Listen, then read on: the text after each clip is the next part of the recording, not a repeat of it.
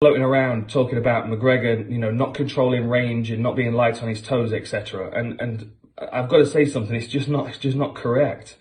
What's being missed is the fact that in one fight he's facing Eddie Alvarez, who's an orthodox fighter fighting a southpaw. So McGregor's standing heavy on his rear leg and he's using his lead hand to control the lead hand of Eddie Alvarez because he wants him to throw the right. If you remember back to that fight, as Eddie Alvarez's right hand came out, McGregor slips to the outside and comes over the top, exactly like he did in his last Cage Warriors fight.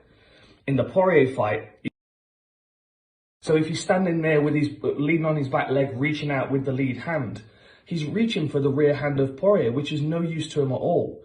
So what you'll see McGregor do is he's leaning over his lead leg as if to bait Poirier to throw the jab so he can counter over the jab.